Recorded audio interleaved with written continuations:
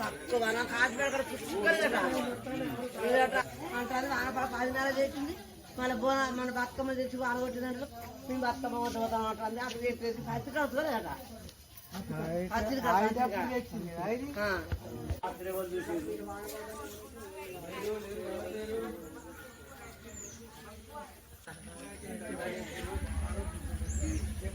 ఇంకోటి అయితే